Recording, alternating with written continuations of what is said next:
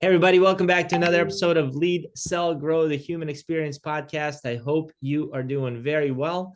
Thank you guys for tuning in. Listen, if this show has been adding any value to you, trying to grow the YouTube channel, be sure to like, subscribe, share it with folks because some of the content most of the content we're going to bring you is designed to help you grow mentally, help you grow your finances, help you grow emotionally.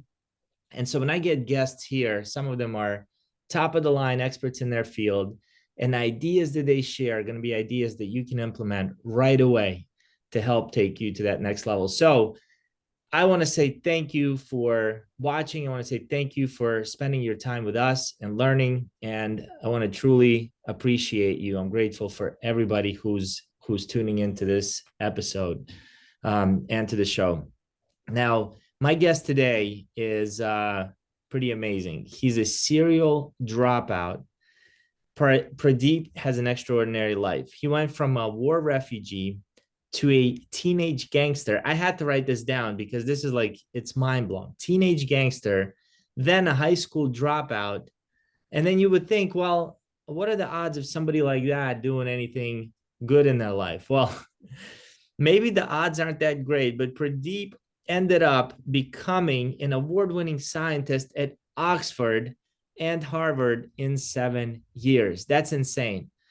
He then went on to discover 4 medicines as a professor and became vice president of a biotech with a revenue of 1.6 billion US dollars before the age of 30. Not stopping there, Pradeep challenged the system, quit his career, and founded his own 8-figure company. He is passionate about speaking today, and his topics include pretty much anything around mindset and leadership. So Pradeep, welcome to the show. Thank you so much. Good to be back. Yeah, thank you. So I'll be honest with you guys. Look, this is the second take for this episode. Pradeep and I actually recorded a full show. And then afterwards, we ended up speaking. And I'm like, why didn't we cover this on a podcast? Because it opened. I said, you know what? I reached back out. I said, Pradeep, I'm not even going to publish that first episode. It was a little too technical. I want to redo this. I want to have a second conversation to really dig deeper because I believe Pradeep, what I think you're really good at is tapping into universal laws. You see, you just lit up. You're like, yep, I got it. So really quickly, just for the listeners, I mean, they heard the intro, war refugee, you were born in Sri Lanka, war refugee, you moved to the UK. How did you get involved in the gangs? Bad people and bad surroundings. I don't think anyone's born evil, but ideas and choices are the two things that lead you in different routes in life. So when we settled in what we call council estates in the UK. In the US, you call it social housing, and it was kind of the drug manufacturing center of London, or if not the UK. So I was around the wrong people, and I was attracted with, and you don't know what you don't know. So no one went to university or college. No one had a career. It's crazy. Now go and talk to kids. Everyone's like, "What did you want to be?" I'm like, I didn't want to be anything. I didn't know what a career was, or even how to go from one stage to another. With college and how to get a job after what a graduate program. None of that in graduate school. I didn't know any of it because no one knew. So yeah, got involved because people were doing the same thing around me. Wow. And so what type of activities did you get involved with as a teenager? Yeah, nothing. Luckily, nothing illegal. So when I was 15 years old, I was at school. I was in trouble. I always say to people, I hate studying, but love learning. Two different concepts. Even when I had now PhD students, I tell them there's two different concepts: studying and learning, right? So In I what hated way? school. Isn't studying a part of learning, or are you completely separating the two? Because I think studying is because you have a set curriculum or a target, or a course or a profession. But learning is lifelong, and learning is a desire and appetite to know knowledge to get better at something that you're attracted to. But studying can be very goal orientated. So different things. But if you're lucky, if you learn, everyone learns when you study, of course. But I think I'm talking about lifelong learning and in what I call emotional drive focused learning, because that gets you going quicker than anything else. So how is that? So How is emotional drive like in that lifelong learning? Give me an example of how that played out in your life. yeah, sure. So when I was 15 years old, my uncle came from Sri Lanka. He was trying to do some flour roast deal in business. He said, listen, he was an ex-police guy. And he said, listen, Pradeep, either you're going to go to prison or you're going to die. But you need some discipline. I got into boxing, ninjutsu, got into judo. None of that stuck to me, but he brought me some weights, the old school. I don't know if you guys have in America the sand-filled weights. Old school sand weights, where it's the plastic and inside is sand or something, sand-like. So I I know what started you're talking lifting. about. I fell in love with it. Then I went to a local club, started Olympic weightlifting.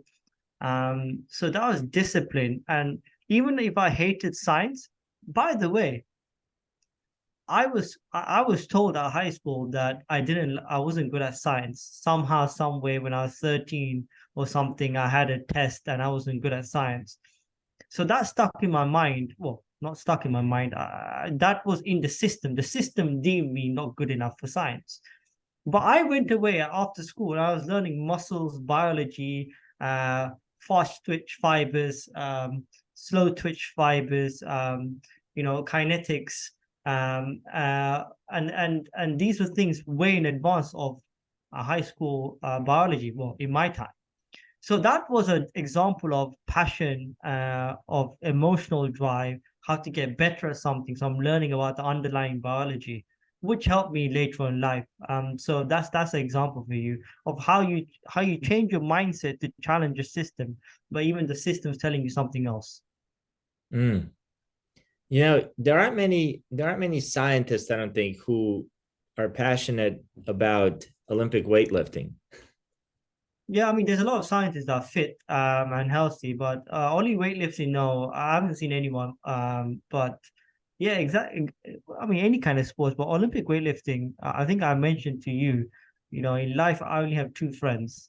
And I'm all about being very careful with the friends you choose. I have a best friend from university or college, and my second best friend, I always say, is the weights. It's been there ever since I was 15, and 200 kilos is 200 kilos. It That's will right. just always be the same. The iron and the weights will not lie to you. If you're weak that day, it will tell you you're weak. If you're strong. And by the way, it boosts your confidence as well. So the weights has always been steady for me. So and it really helped me short term, medium term, long term goal setting, experimentation. I still have, by the way, Eric, I look back, I still have 18 years worth of journals I used to write as a kid. And but I didn't know anything in terms of like traditional education methods, but I was writing those things down. That helped me in laboratory when I was doing a PhD. So all these things add up if you get the right mindset. Where'd you get the right mindset? I mean, you move from Sri Lanka, you get to the UK, you're surrounded by just not the best people doing not great things. Where was the bridge to go from that to start, and you dropped out of high school. So how did you even get to Oxford? So yeah, so what I at 16 I started sales. I used to work in fashion shops, shoe shops, retail shops, and I understood sales and people very well. And I thank God I did at 16 to 21. But I still got into trouble here and there and got into fights. At 21, I had a serious fight that put me in a 4-hour coma. And I didn't see any God or any angels or any prophecies. I just woke up alone in that hospital bed. I was like, what am I doing with my life? Because my friends and my family were not even there. So I'm like, okay, time to do what I do very well is make phone calls. So I made 3 phone calls. One of them was what we call a Polytech university. Maybe the closest comparison to you guys is a community college. And they have something called the access course or foundation course, where they encompass everything together in one year. when you're a mature student at 21 to give you a chance to get to a 3 year or 4 year degree, as you guys call it. So that's how I got in. But again, it's the mindset is, it's fascinating because people say, how did you change? Who changed you? It was just in me to change. I just wanted to get better and become great. And also, I always say you will never surpass your wildest dreams. So I had big goals. When I was doing ninjutsu, by the way, I only done it for a year, but I was researching how to become Japanese because only the Japanese can be grandmaster. Can you believe when I was weightlifting, I was telling my coach that I'm going to win 6 gold medals. They're like, why? And they're like, there's this famous rower called Steve Redgrave in the UK. He's got 5. I had no chance with my genetics to get to the Olympics, but this skinny Asian kid from Northwest London won some regional stores. I was on the ranks to go to the British finals. What I talk about is it's like your DNA strands and that you see a picture of the helix. Yeah. For me, that's like a wet towel with all your genetic potential. And what you're doing is you're squeezing everything away. And I'm squeezing all the lost juice, the sweat, the tears, everything, and I'm maximizing our genetic potential. And that can only be done if you have the right mindset, and also you dream bigger than most people. Wait a second. I'm maximizing my genetic Genetic potential. potential. That's huge. I've never heard anybody say it like that. Well, all right. So, what is your genetic potential? Do we have different genetic potentials, or does everybody Absolutely. have? Well, how do you discover what your potential is versus somebody else? Okay. Again, this is a mindset. I'm going to break this down from what I see it, and I tell you a story. When I was 14, my English teacher actually found me cheeky, but Miss Flanagan, if you're watching me, how you doing? She said Irish English. Flanagan. Yeah, very very nice woman. She goes, Pradeep, I don't know what you're going to do in life, but are you a realist or optimist? Right? And I looked at her straight away at 14. I said, look. Um, I'm an optimist living in reality. And that's how I can't see any other way, right? I'm super optimistic, but I know reality very well.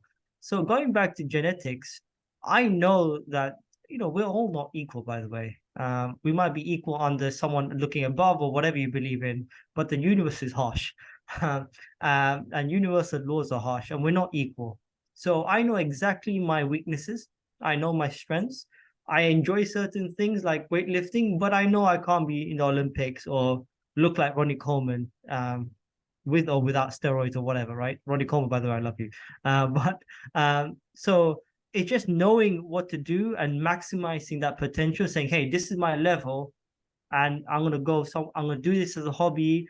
I'm gonna take this as a passion, or I'm gonna drop it because I'm not going anywhere else with it.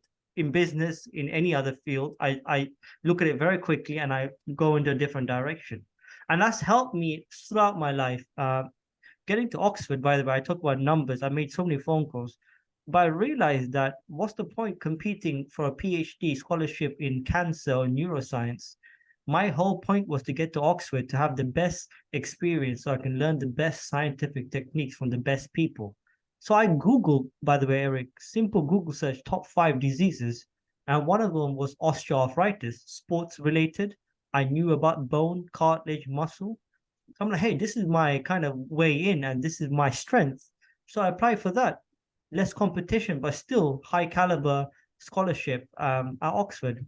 So, you need to know the reality, but be very optimistic. So that's why I say maximize your genetic potential.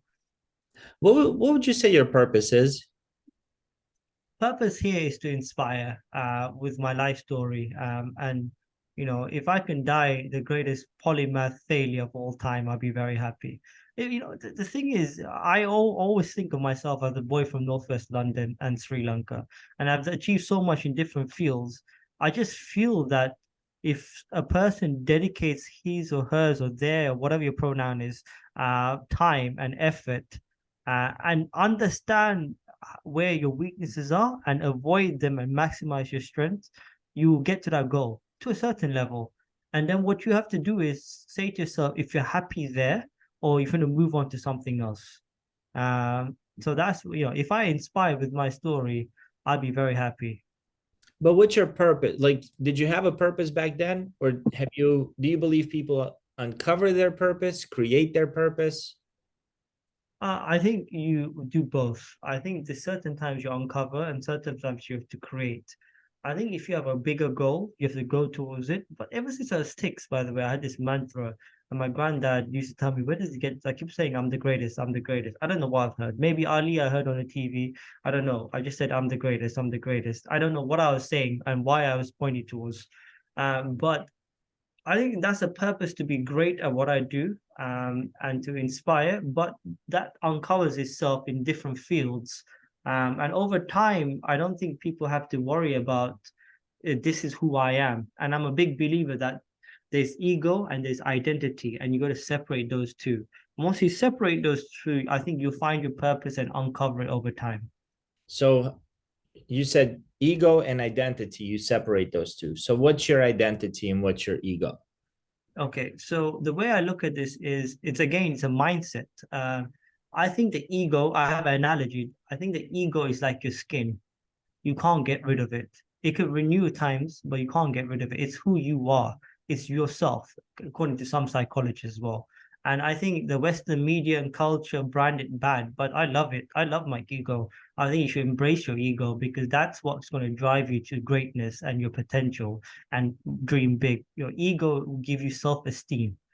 And what happens is a lot of people, so identity is your clothes. So the ego is the skin, the identity is your clothes. So you're very bright, you went to Oxford or Harvard, and you become a scientist. The ego is saying, hey, I'm bright, I can do all these things. Identity is like saying, I'm a scientist at the highest level. And those two things can go along, but a lot of people in my friends don't want to quit. Not because they have the ego will say, hey, I'm bright enough to go and do this, but the identity says, hey, hold on, Pradeep, you're a scientist, you're a VP, you're identifying yourself with a certain profession or practice or a mindset, and you don't want to deviate. So if you separate those two, A, you can be nothing. I'm getting very spiritual here, but or you can just back your ego that tells you can do certain things, and then you can change your identity as well on the way on your journey, which I actually done because then I've come to master my ego and my mindset, saying, hey, by the way, you became VP. You can't become VP in the UK because you're too young, and they've told you can't get a job. Yeah, don't play the victim. Drop your ego. You're no longer VP. Start your business. Let's go, Pradeep. Drop your ego. What do they mean by that? No, I was like drop your ego and identity. Because my ego is like, hey, I done X amount of billions of sales. I had 600 people. I was doing all these wonderful things. The ego is there. Identity was VP. Then in that's the world in China, or the world that I was given at a certain stage. Now I moved back to the West. I'm like, hey, I can't have the same identity or ego. It doesn't work here Mm. because the system's telling you something else. So now you have to lower the ego. I say the ego is still good, but change identity, which now I became entrepreneur, e-commerce seller, merchant acquisitions. So, you have to really separate those things and keep fine tuning them. Mm.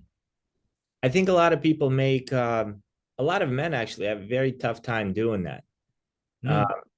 because we become our identity. Well, I'm this, and now I can't be that, right? You mentioned the word mindset quite a bit.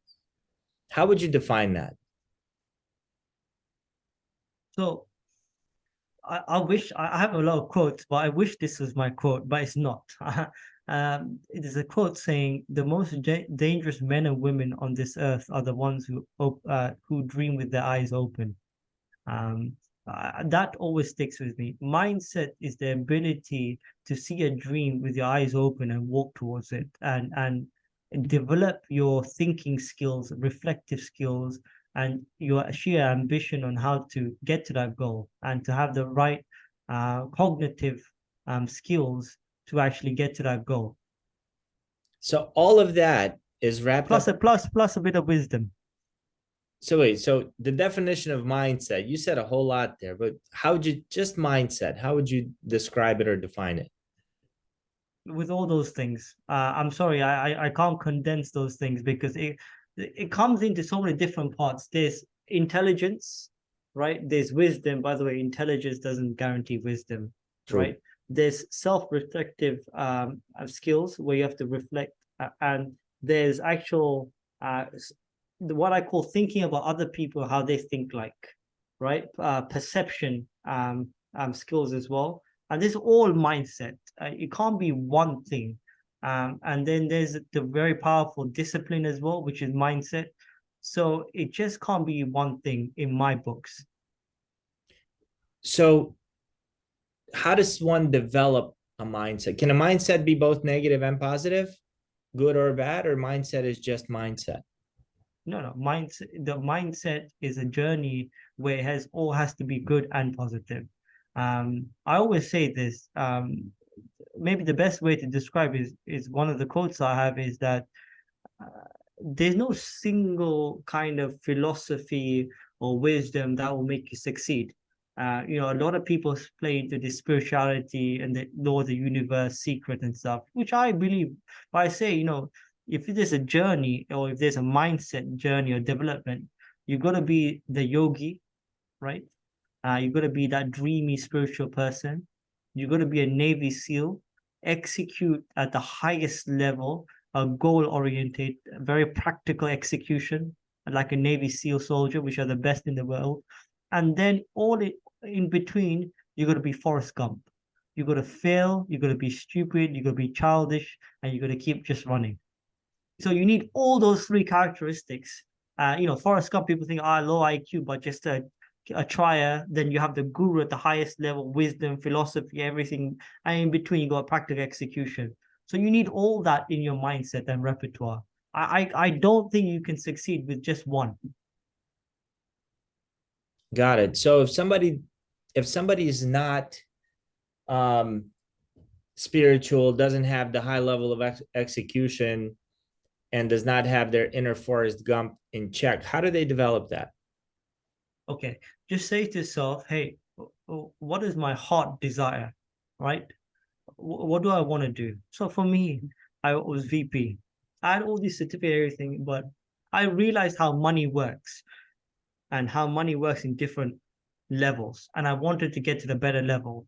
So I can help my family, but at the highest level, also I can influence and do things like this podcast for free because I can own my own time, right? Mm-hmm. So I thought, okay, this is what I want to do. So if someone's listening, I'm not telling you to quit your day job or anything like that. You still do what's necessary in life, like that Navy SEAL soldier. You be very practical, but then you be a guru and just say, hey, where is my dream? Where is my desire? I want to start the e-commerce company. How do I get that? Then you become Forrest Gump. Be foolish, Google something saying e-commerce help, or go to Eric and talk to him about business development in his coaching, right? Get someone there, and then you have short-term goals. In this week or by this end of the month, I'll I'll register a business. By this month, I'll learn how to get on Amazon and open an account. Those short things and small things all add up. And that's what's helped me from a dropout to weightlifting to science. I think that's how you start. Small steps. Okay. You've said a couple of things throughout this podcast, and I want to go a little bit deeper because, like, even with Oxford, right? I started researching kind of a way I can get into Oxford. Then now you said I wanted to start this e-commerce company. But why? Like, did you just wake up one morning and, oh, you know what I should do? Go to Oxford, or you know what I should do? Start this e-commerce company. What's the bigger purpose for that? Oh, so throughout my life, I had different passions and desires. Um, so when I switched, from gangster and dropout to education, I really loved education. Money and finance and career wasn't my thinking. I wanted to be the best drug discoverer in the world, and I wanted to discover drugs and medicines for my species. That was the higher purpose, right? So I wanted to get to the highest position and the best place I can learn that from, and that was Oxford, in the UK. And then I went to Harvard as a Fulbright to learn different techniques. So that was my thinking. So the drive was to be great at drug discovery and deliver medicines for the species. And then along the pathway, you realize certain things and certain things happen, and then you change your purpose and goal. But sometimes people have the same purpose for 40 years, which is fine as well, by the way. Sometimes people have interpersonal purpose. That's fine as well. But as long as you strive to be great and maximize your genetic potential, I think that's where you actually learn the most out of you. Got it. And then, so I understand wanting to develop drugs to help your species. Is that any way related to an e-commerce company? Okay. So then when I dropped out and so forth, and by the way, if I can fill in the gaps, Yeah, please. after I finished Oxford and Oxford, in 2017, I was the first person in history to win the British, European, and American Young Scientist Award all in 1 year. I Congrats. filled my CV. I worked my ass off. I networked hard as well. I said to my professors, "Hey, can I have 300 million for 3 drugs?" They're like, "No, no, kid, it doesn't work like this." And they were right, by the way. How That's did you when pick I that number though? How did you come up with 300 million? it was roughly around, because you go away and say this is these you actually sit down. I sat down for a week or so and budget everything, and it's really expensive over 30 years. And I was being stupid looking back, but naivety is sometimes it's a skill in itself, right? So it doesn't work like that. So I said, okay. Then I dropped out again of the traditional academic career. And what I did, I went dead broke, Eric. I was broke, and I started writing for my own fellowships.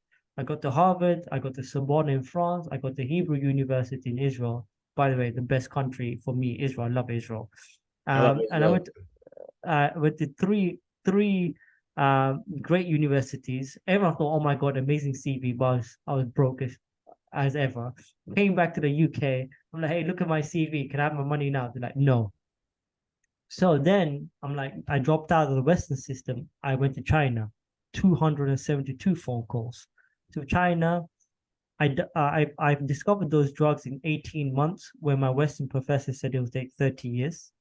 What were the And drugs? then the 3 drugs were published. We were IL-33, IL-22, and adiponectin for osteoarthritis. Um, so those are the 3 drugs published out there, and experiments are going on, hopefully in pharmaceutical companies. I've lost touch. I don't know what's going on.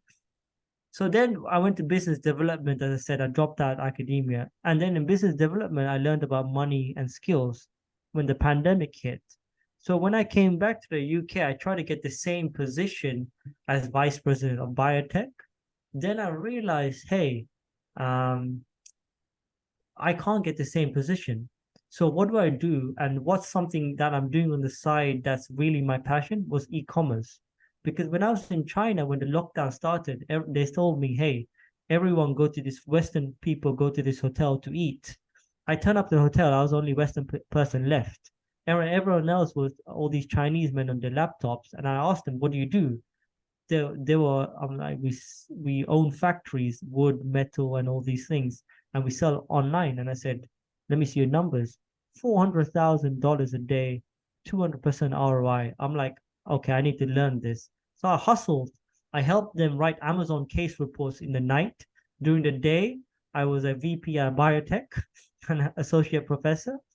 And so when I got to the UK, I had the e-commerce already going. So my desire was there to make as much money as possible now, to have financial freedom so I could work on other projects. So that's where I switched to e-commerce, and the purpose was different. So it's a series of dropouts and a series of changes of emotional state and purpose. That's what allowed me. And I believe if you master one thing and you master your mind and how to actually be good at something very quickly, you can apply it to different fields as well. Because you're learning about how you learn.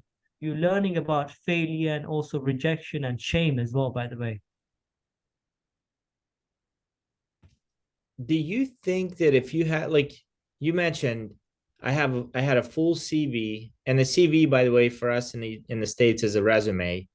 Uh, Yeah. you had a full, great looking CV resume, but you were broke. Mm. Do you think that if you weren't broke, if you had money, it would be as you would be able to make the changes easy? Like I get Yeah. it, changes make making a change in jumping and shifting is fairly easy when you don't have much to lose besides your identity and ego, right? Yeah, I mean, I I'm not one to wonder these things, but I do believe that as a person, if I had money, if you gave me money, but all the characteristics are the same, I'll do the same thing. Because my drive and ambition and my characteristics for risk appetite, which I think is the biggest thing in terms of mindset at the highest level of success, is always the same. It's always been the same. So I'll probably do the same thing. But I'll be more comfortable in those places. Maybe I'll probably had a nicer kind of flat in Jerusalem. Jerusalem.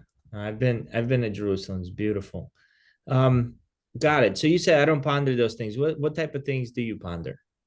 I ponder about the journey and how to help, how to tell my story in a way that inspires people. I can get bite-sized knowledge, translate that to anyone across the world in any background, and to inspire. Think about that.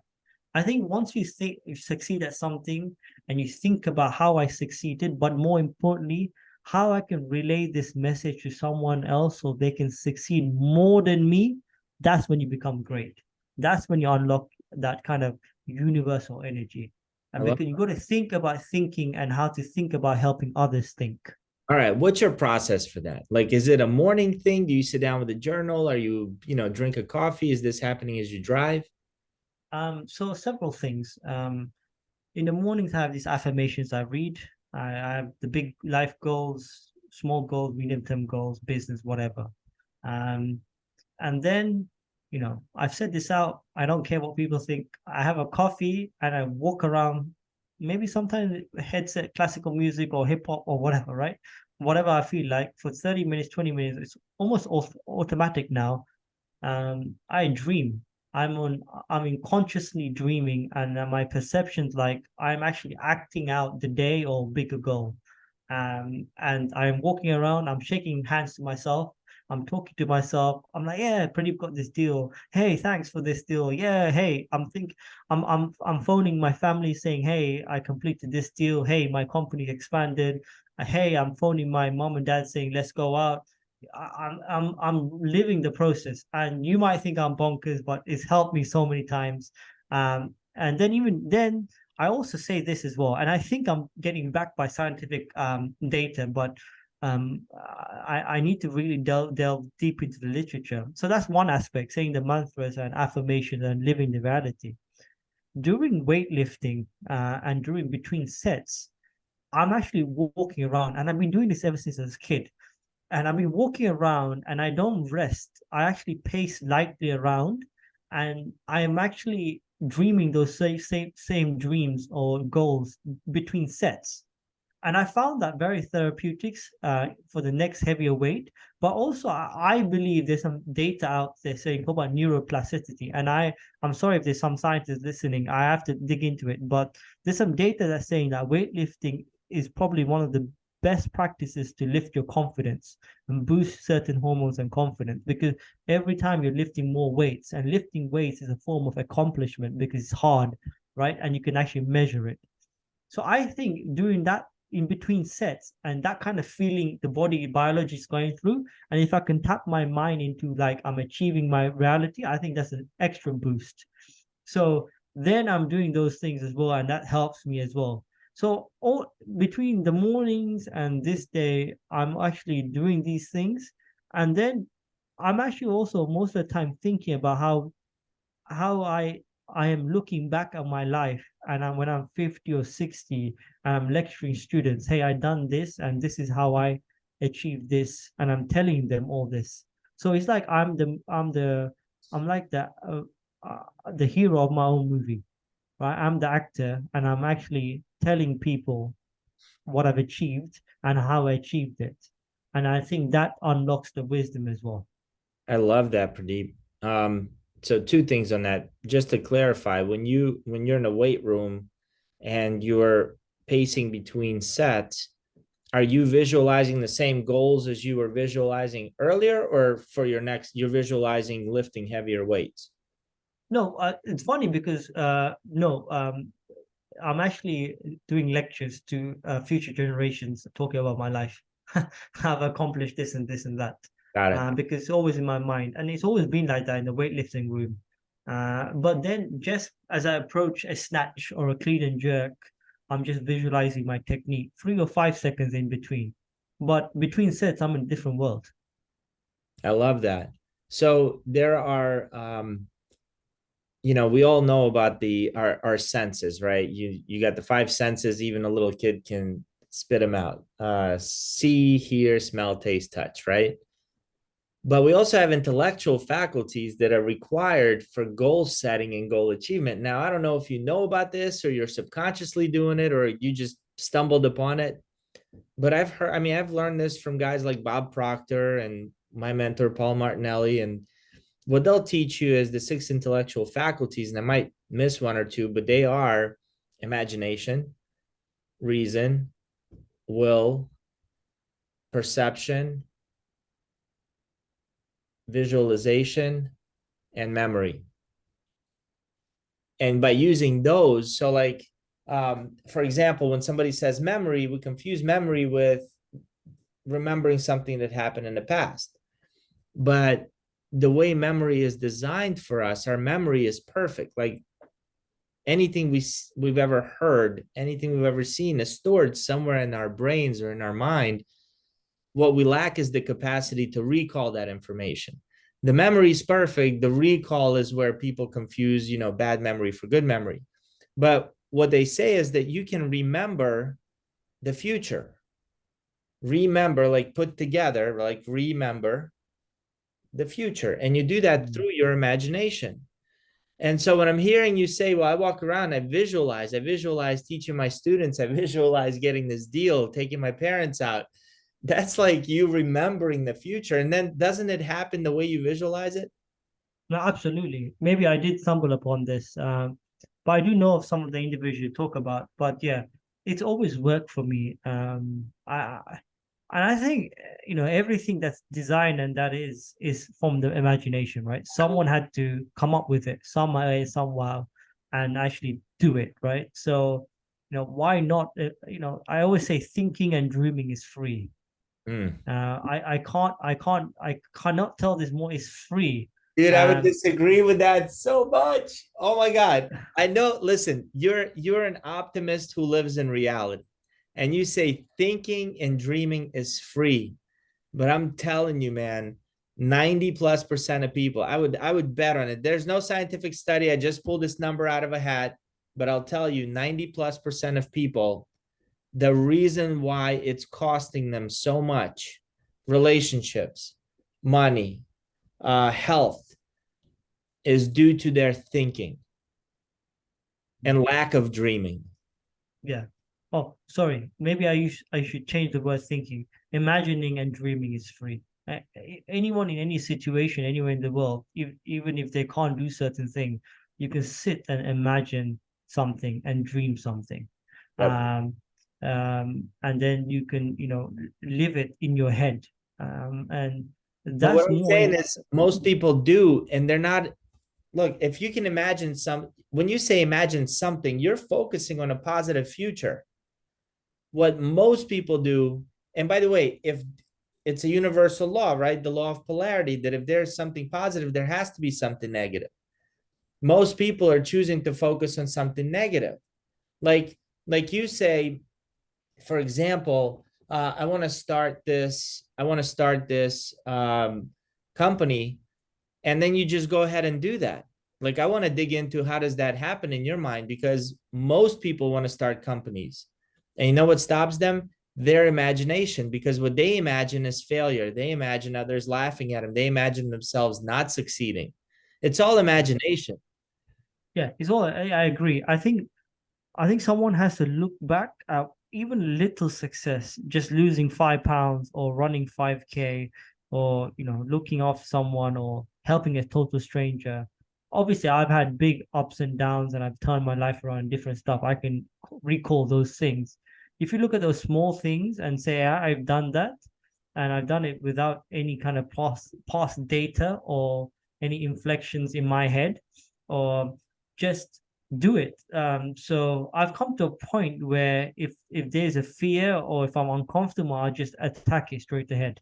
I'll say Hmm. just do it. Wait, Because wait, what do the you say? more But okay, you see when you say like I just attack it straight ahead, maybe you've developed that. Most people can't attack it straight ahead. So like if you saw somebody, no, I mean I've opened a US company. It's a few clicks on Google, right? And once you're in, you okay, let's use open the company example. You open a US company, let's do right? that. I'm in the UK. I have no idea about accounts, federal taxes, or anything. I just went to Wyoming a office and I helped and they opened a US account. And let it be. Whatever comes, comes. Someone's gonna email you or mail you the government or whatever, right? Or your secretary or your accountant saying you this is due or that's due, this is due. So you got to say I'm doing this action despite of the consequences, right? I'm not saying it's a bad thing or bad consequence or a good consequence. I'm doing this action despite of whatever happens, because the action itself is what's happening. Nothing else is happening, right? Again, back to your imagination. So I opened that company. Now I realize I have to do this filing. Now they email me saying, pay this, we'll do it for you, and so forth. And by the way, I found that in life, no matter how broke or rich you are, there is someone that can help you do what you want to do with your means. So when I came back and I was doing my e-commerce company, I used my savings to start up. And I had no idea what I was doing at times, right?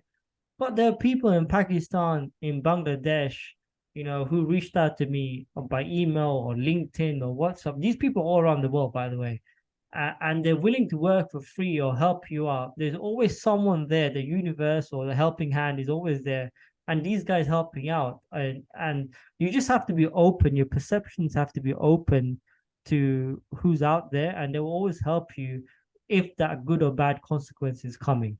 But the first step is the action.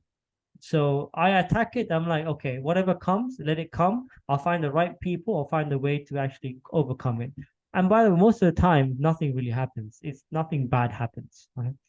Yeah, I can agree with you more. So if you're talking to a best friend of yours who's Yeah. just stuck, right? They want to do something, they're not getting the results that they want to get, they've spiraled.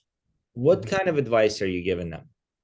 First of all, I've only got one best friend, and he's got the right mindset. So normally, I'm not having this conversation. But no, we both go back and forth in certain topics of our business. Again, audience is very important. You have the right people around you. But but no, actually, by the way, no, let's rewind this. I actually saw a best friend and a husband just 2 days ago. They used to go to church with me when we were 16. We bumped into each other at her brother's wedding and they said, "Hey, we're just having a normal life. I've seen you do well in business. Can you advise us?" Straight away, met them up, right? I know ever since teenager, good family. I like the husband as well, good man. So I met them up saying, "Hey, you should do this, this, and this." So the advice is, uh, what I say is, "What do you want?" And they're like, "We want to start a side hustle to bring supplemental income to the family." They got 2 kids. So I say, "Okay." Then I'll say, "What do you think you have to do?" And with students and with people, it's always question dead for me. The answers have to come from not from you, but from someone else. I think that's the art of teaching. You ask questions and they actually answer themselves. Um, so you ask question, what do you want to do? Supplement the income. How do you think is the best way to do it? Is an online business because I have little time. I can check on and what kind of online have you researched into? Well, I've seen your podcast on e-commerce, non-touch inventory straight into Amazon or whatever, fulfilled by a 3PL. I'm like, okay, what do you know? Then I said, hey, what do you think the best step is to attack this goal without you losing much? Because a lot of people are scared about risk. They're like, oh, maybe product research, uh, download some programs and so forth. So I'm doing a very specific example here. Mhm. So, that's the example of, I say, I ask questions, then I say, what is the action you take with the least amount of risk that you can feel? And that risk appetite is different from everyone. And I think that yields the best solution and the next step for each person. Very cool. The questions are within. I mean, the answers are within. Other than You just got to ask the question. And that's what I do in my coaching practice, actually. That's very rarely am I giving advice to people on what to do. It's more of helping them figure it out. You're so right on. Pradeep, what have I not asked you that you were hoping I would? that's a very good question. Risk appetite. Okay. Let's touch upon that. I say to people now, I've seen the best drug dealers in the world. Kids don't get into drug dealing unless you discover medicines. Best drug dealers, Nobel Prize winners, and some of the best CEOs now, particularly mostly in China, which is a different business culture, by the way. And all three, when I look at them, study them, and reflect upon them, the less than 1%, really, it all comes down to risk appetite. A lot of coaches and gurus and others talk about hunger, ambition, but I think it's intertwined or locked with risk appetite. And with even if you have the ambition and hunger for greatness or being historically great, if you don't have the risk appetite to take those sufficient risks, you won't get there. Because the risk, taking the risk and the appetite is actually the action step. The hunger and the goal, the ambition is the mindset. The action is actually the risk. So, you've got to develop a healthy risk appetite. And that comes, with risk assessment and all this, the big ego, but the certain thing is risk appetite. And how do you train that and how you actually, you got to face fears slowly, step by step, and just go on with that. How do So, you assess develop. it? Like, how do you know what your risk appetite is versus what it should be? Yeah, that question I ask many people because I run into that a lot. People say, "Hey, I'm not risky as you." I'm like, "Yeah, I mean, um, I think I'm just normal, as like many people, and everyone has a certain threshold." So, what is the next action step or goal you want to take towards your desire or dream or goal, and with the least amount of risk? And what is the gauge? Okay, I'm being very numerical here. If you have 10,000 savings, you'll say, "Hey, I want to open a company, risk 2 or 3,000 in this venture." So your risk appetite is what, 30%, right? Right. If so, you got to gauge those numbers or the kind of uh, mm, not numerical, but kind of you could actually engage in different manners as well. How big, how small, how spiritual, how philosophical, how big is how your thinking is related to how big your risk appetite is. Gotcha. Awesome, Pradeep. You've left us with tons to think about.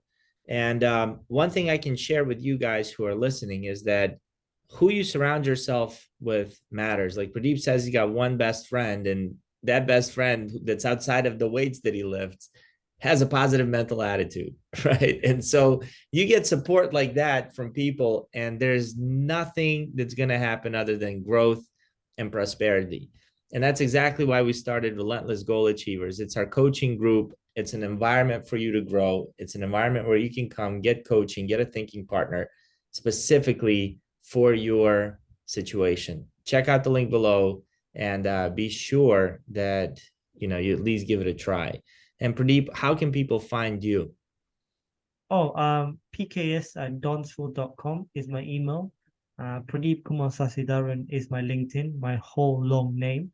And all my Twitter, YouTube, Instagram handles are PK Sasidaran. So first initial PK and then Sasidaran, the long name. I'm sure you put it somewhere in the link. But yeah, Absolutely. it's good to be back on the show for the second time in Yeah. 2 weeks. But yeah, I admire what you do and all the best, Eric. Because I think people like you are needed. Thank you, Pradeep. Likewise. And I really appreciate you coming on and allowing me not to publish the first one because I thought this was better. All Thanks. right, Bye, thank you. everybody. Thanks for tuning in.